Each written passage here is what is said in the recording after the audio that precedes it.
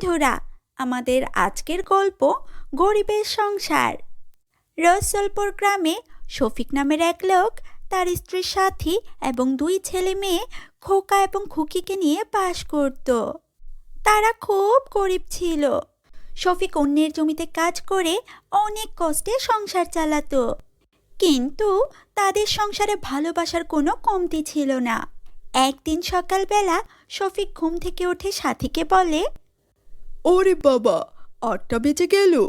এই সাথী, তুমি আমাকে ঘুম থেকে ডেকে দিলে না কেন? আমার হাতে যে আজ অনেক কাজ। ৮টা থেকে কাজে না গেলে জমির মালিক আমার সাথে খুব রাগ করে। আমি তো তোমায় কতবার ডেকেছি, তুমি তো চোখ খুলে বললে যে হ্যাঁ উঠছি। তুমি একথা বলাতেই তো আমি সংসারের অন্য কাজে মন দিয়েছি, কিন্তু তুমি যে আবার ঘুমিয়ে পড়বে এটা তো আমি বুঝতে পারিনি। এখন আর দেরি না করে তাড়াতাড়ি কাজে যাও তো। আচ্ছা আচ্ছা, ঠিক আছে, আমি কাজে যাচ্ছি। আরে দাঁড়াও, না খেয়ে কোথায় যাচ্ছ? খেয়ে তো যাও। আরে না না, এখন খেতে গেলে অনেক দেরি হয়ে যাবে, আমি কাজে যাই। শফিক না খেয়ে তাড়াহুড়ো করে কাজের উদ্দেশ্যে বাড়ি থেকে বের হয়ে যায়। শফিক খুব ভয়ে ভয়ে ছিল যে সে কাজে দেরি করে যাচ্ছে, তাই জমির মালিক না তাকে কাজ থেকে বাদ দিয়ে দেয়। শফিক অন্যমনস্ক থাকায় রাস্তায় দেখে হাঁটছিল না, সে খুব দ্রুত গতিতে হাঁটছিল। হঠাৎ করে পিছন থেকে একটা বিশাল বড় ট্রাক এসে তাকে ধাক্কা দিয়ে ফেলে দেয়। আহ আহ আহ আহ শফিক মাথা এবং পায়ে খুব আঘাত পায়। সে সাথে সাথে জ্ঞান হারিয়ে ফেলে। যখন জ্ঞান ফিরে আসে তখন সে দেখে সে হাসপাতালের বেডে শুয়ে আছে। আমি আমি এখানে কেন? আমি বাড়ি যাব, আমায় একটু বাড়ি নিয়ে যান। তখন প্রতিবেশীরা তাকে বাড়িতে নিয়ে যায়। খোকা এবং খুকি বাড়ির বাইরে খেলা করছিল। তাদের বাবাকে এই অবস্থায় দেখে তারা খুব ভয় পেয়ে যায়। খোকা খুকি দৌড়ে তাদের মায়ের কাছে যায় আর বলে, মা মা মা। কি হয়েছে খুকি, এভাবে চিৎকার করছিস কেন? মা, বাবার কি যেন হয়েছে। কয়েকজন লোক বাবাকে ধরে ধরে ঘরে আনছে। বাবার মাথায় ব্যান্ডেজ করা। সাথে খোকা খুকির এমন কথা শুনে দৌড়ে বাইরে বেরিয়ে আসে। বাইরে এসে সে শফিককে এমন অবস্থায় দেখে খুব ভেঙে পড়ে। এ কি হলো তোমার? কেমন করে এত আঘাত পেলে? আমাকে ঘরে নিয়ে বসিয়ে দাও, আমি আমি সব বলছি। সাথী শফিককে ঘরে নিয়ে আসে। তারপর শফিক সব ঘটনা সাথীকে খুলে বলে। সাথী, আমি তো অন্যের জমিতে কাজ করে অনেক কষ্টে সংসার চালাতাম। এখন তো আমার পা ভেঙে গেছে। পা ঠিক হওয়ার আগ পর্যন্ত আমি তো আর কাজ করতে পারবো না। এখন সংসার চলবে কি করে? তুমি এত চিন্তা করো না তো, তোমায় অনেক কিছু ভাবতে হবে না। এখন আসো, রাতের খাবার খেয়ে নাও। সাথী সবাইকে খেতে দেয় আর মনে মনে ভাবতে থাকে, কালকে ঘরে রান্না করার জন্য কিছুই নেই। অসুস্থ স্বামী আর ছেলে মেয়েদের আমি কি খেতে দেব? আমি বরং আমার খাবারটা রেখে দেই, সকালে না হয় আমার খাবারটাই ওদের গরম করে দিব। কি হলো সাথী, তুমি খাচ্ছ না কেন? আমার না একটুও খিদে নেই। আমি একটু বেলা করে খেয়েছিলাম, তাই এখন একটুও খেতে পারছি না। পেট একেবারে ভর্তি হয়ে আছে। আমি খাবারটা রেখে দিচ্ছি, আমি সকালবেলা খেয়ে নিব। খাবার খাওয়ার পর খোকা এবং খুকি ঘুমিয়ে যায়। তখন শফিক সাথীকে বলে, আমি জানি সাথী, তুমি ইচ্ছে করে রাতের খাবার খাওনি। সকালে ওটাই তুমি বাচ্চাদের খেতে দিবে, তাই না? আমি এভাবে ঘরে বসে থাকলে আমার বাচ্চারা খাবে কি? আরে তুমি চিন্তা করছো কেন? ওপরওয়ালার ওপর ভরসা রাখো, আর আমি তো আছি। একটা না একটা ব্যবস্থা হয়েই যাবে। অনেক রাত হয়েছে, আর চিন্তা না করে এখন ঘুমাও তো।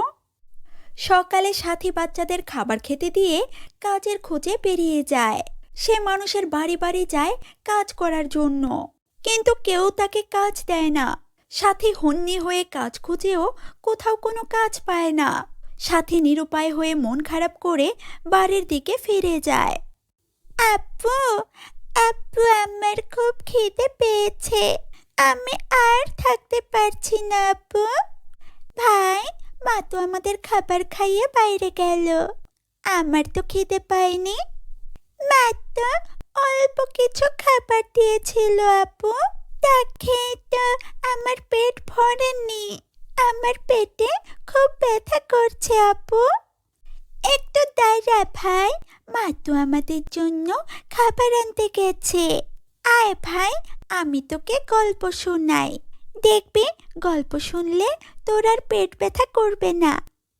বাচ্চাদের এমন কথা শুনে শফিক খুব কাঁদতে থাকে, আর সাথী জানালার পাশে দাঁড়িয়ে দাঁড়িয়ে সব দেখতে পায়। এসব দেখে সাথী আর ঘরে ঢোকার সাহস পায় না। সে আবার কাজের খোঁজে বেরিয়ে যায়। বাড়ি থেকে অনেক দূরে সে একটা রেস্টুরেন্টে যায়, আর রেস্টুরেন্টের মালিককে বলে, সাহেব, আমাকে একটু সাহায্য করুন, আমার বাচ্চারা খিদের জ্বালায় ছটফট করছে, আমাকে দয়া করে কিছু খাবার দিন, বিনিময়ে আমি আপনার হোটেলে কাজ করে দিব। রোজ রোজ তোমার মতো এমন অনেকেই আমার কাছে এসে খাবার চায়। তোমাদের সবাইকে এভাবে বিনে পয়সায় খাবার দিলে আমার ব্যবসা চলবে কিভাবে? আমি তো পথে বসতে হবে। সাহেব, আমি তো ফ্রিতে খাবার চাইছি না, আমি তো বললাম আমি কাজ করে দেব, আপনার হোটেলের থালা বাসন মেজে দিব, আপনার রান্না বান্না করে দিব, আমি খুব ভালো রান্না পারি, এখন দয়া করে আমাকে কিছু খাবার দিন সাহেব। আচ্ছা আচ্ছা, ঠিক আছে, যাও, তুমি ওখান থেকে কিছু খাবার নিয়ে যাও, আর কাল সকালে কাজ করতে চলে আসবে, ঠিক আছে? সাথী রেস্টুরেন্ট থেকে খাবার নিয়ে এসে বাচ্চাদের খেতে দেয়। বাচ্চারা এত মজার খাবার দেখে খুব খুশি হয়। সাথী, তুমি এত দামি দামি খাবার কোথায় পেলে? আমি একটা রেস্টুরেন্টে কাজ পেয়েছি।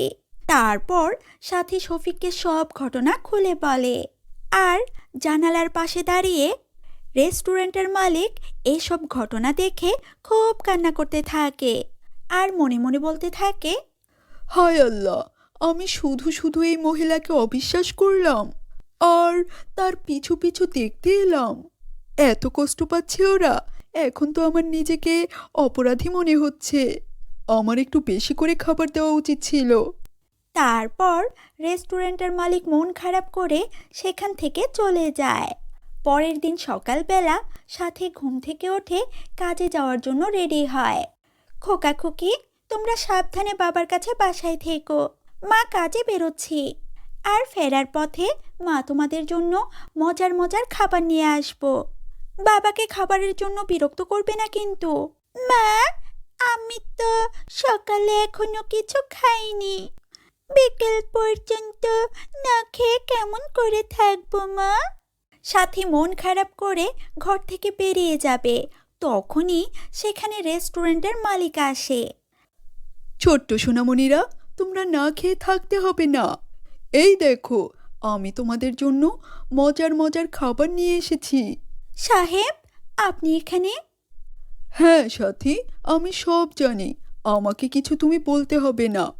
আজ থেকে তোমাদের 3 বেলার খাবার আমার হোটেল থেকে তোমাদের জন্য আসবে, আর তুমি তোমার কাজের জন্য আলাদা পারিশ্রমিকও পাবে। আমি জানি গরিবদের সংসার কতটা ভয়ানক হয়। সাথী খুব খুশি হয়, আর সে মন দিয়ে কাজ করে। কিছুদিন পর শফিকও সুস্থ হয়ে যায়, আর শফিকও কাজে মন দেয়। তারপর তারা সুখে শান্তিতে বাস করতে থাকে।